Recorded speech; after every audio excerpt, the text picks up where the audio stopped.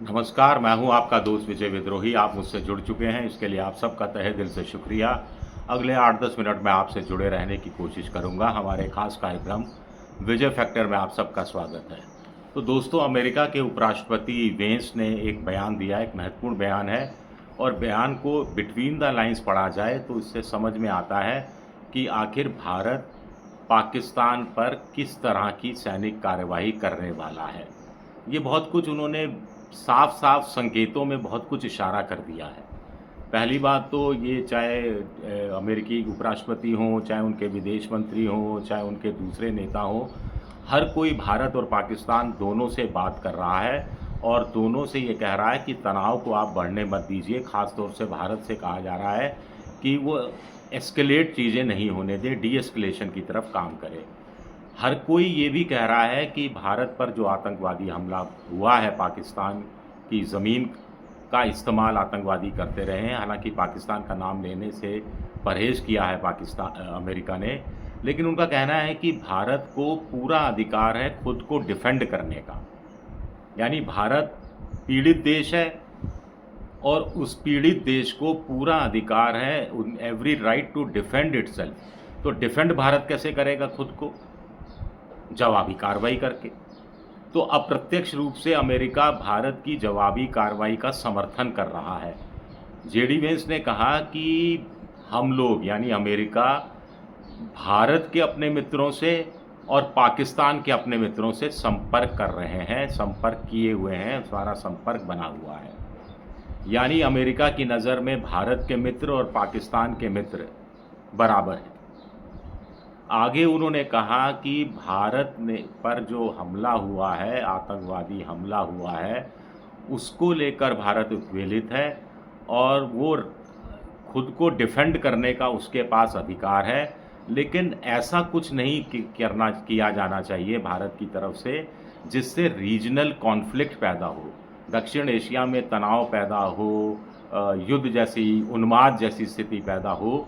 यानी कुल मिलाकर एक सीमित कुछ कार्रवाई भारत करे, इसके लिए वेंस सहमत नज़र आते हैं। उसकी तरफ से अमेरिका हरी झंडी दिखाई देता हुआ नज़र आता है। अंतिम सेंटेंस उनका गौर करने लायक है। वो इसके साथ जोड़कर कह रहे हैं, पाकिस्तान जिसका कभी कभी आतंकवादी इस्तेमाल कर लेते हैं, भारत को इस शब्द पर, इस पूरी लाइन पर ऐतराज़ हो सकता है, कभी कभी नहीं, पाकिस्तान ने तो पनाहगाह बना रखी है। स्थायी रूप से आतंकवादियों को प्रशिक्षण देने के कारखाने वहाँ चल रहे हैं, ट्रेनिंग कैंप, प्रशिक्षण शिविर चल रहे हैं, आईएसआई मदद कर रही है, पाकिस्तान की सेना मदद कर रही है, ऐसे भारत आरोप लगाता रहा है। खैर, जेडी वेंस को सुनते हैं। जेडी वेंस का कहना है कि भारत को अपनी खुद को डिफेंड करने का पूरा अधिकार है और पाकिस्तान जहाँ से कभी कभी आतंकवादी, पाकिस्तान जो जहाँ आतंकवाद को पनाह मिलती रही है, उसको कुछ ऐसा नहीं करना चाहिए कि भारत को जो खुद को डिफेंड करने का अधिकार है उसमें दखल हो। ये एग्जैक्ट सेंटेंस नहीं है, मोटे तौर पर उनके कहने का मतलब है सीधे साफ शब्दों में कि भारत कोई ना कोई कार्रवाई करेगा, कोई सैनिक कार्रवाई करेगा। वो सैनिक कार्रवाई पाकिस्तान में आतंकवादियों के ठिकानों से जुड़ी हुई होगी, आतंकवादियों के जो सरगना है उनसे, उनके ठिकाने, उनके गुप्त ठिकानों से जुड़ी हुई होगी।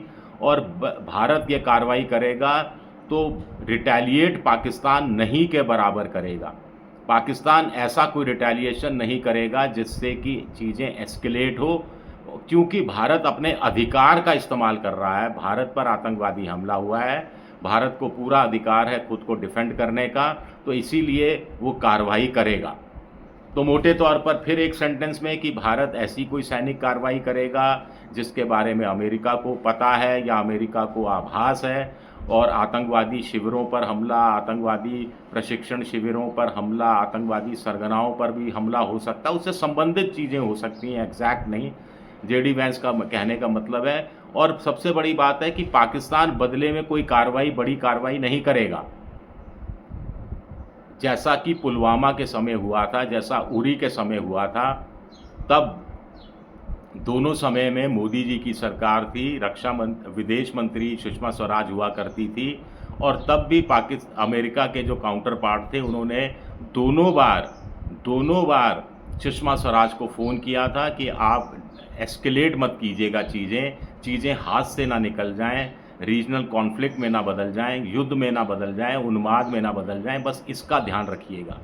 और दोनों बार भारत ने एक बार सर्जिकल स्ट्राइक की थी, एक बार बालाकोट में, पाकिस्तान में जो बालाकोट में आतंकवादियों के प्रशिक्षण शिविर हैं वहाँ पर हमला किया था, हवाई हमले किए थे, और बदले में पाकिस्तान ने हल्की फुल्की जो कार्रवाई की थी वो पाकिस्तान को भी तो बचाना है, कि बताना है ना कि दुनिया को कि वो उसकी एयर स्पेस का उल्लंघन करके भारत के लड़ाकू विमान चले आए तो उनका पीछा भी किया जाएगा, कुछ और हरकतें भी की जाएंगी, लेकिन वो सिर्फ दिखावटी होंगी, कागजी होंगी। दोनों बार इसी तरह की घटनाएं हुई थी।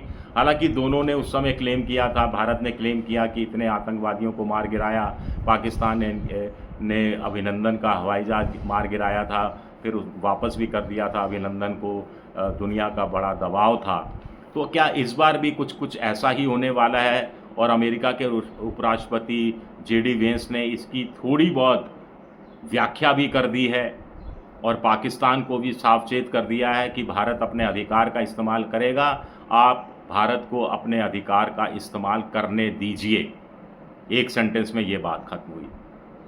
भारत लेकिन इससे भी संतुष्ट रहने वाला नहीं है। राजनाथ सिंह ने पहली बार पाकिस्तान का नाम लिया अमेरिका के अपने काउंटर पार्ट रक्षा मंत्री से बात करते हुए, और कहा कि पाकिस्तान की ज़मीन पर आतंकवाद को पनपाता रहा है, पाकिस्तान संरक्षण देता रहा है, मदद देता रहा है, वित्तीय मदद देता रहा है, लिहाजा जो पाकिस्तान को सामरिक हथियार दुनिया के दूसरे देशों में ने दिए हैं वो पाकिस्तान पर दबाव डाले कि इन हथियारों का इस्तेमाल भारत के खिलाफ नहीं हो।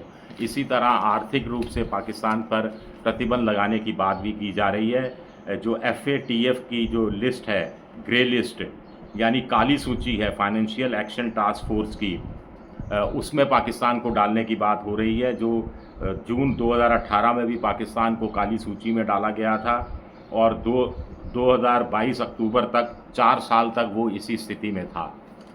FATF क्या है कि जो फाइनेंशियल एक्शन टास्क फोर्स है, ये जो ग्लोबल मनी लॉन्ड्रिंग का काम करते हैं, जो टेरर को फाइनेंस करते हैं, उन पर नज़र रखती है। और FATF की अगर आप ग्रे लिस्ट में आ जाते हैं तो आपको IMF से या वर्ल्ड बैंक से लोन मिलने में परेशानी होती है। यहाँ पर लोन बहुत 0.5% ब्याज पर या 0.75% ब्याज पर मिल जाता है, और IMF पाकिस्तान को लोन की कोई नई किस्त देने के लिए तैयार बैठा है, जिसके लिए बड़ी वार्ता भी मई में होने वाली है। भारत उसमें भी, उस बैठक में भी विरोध करेगा कि पाकिस्तान को पैसा नहीं दिया जाए, क्योंकि पाकिस्तान अपने विकास के लिए पैसा नहीं ले रहा, भारत पर हमले करने के लिए, भारत का अहित करने के लिए, भारत के खिलाफ आतंकवादियों को भड़काने के लिए उसमें वो पैसे का इस्तेमाल कर रहा है। शुक्रिया मेरा ये वीडियो देखने के लिए। पसंद आए तो लाइक कीजिए, सब्सक्राइब कीजिए, शेयर कीजिए।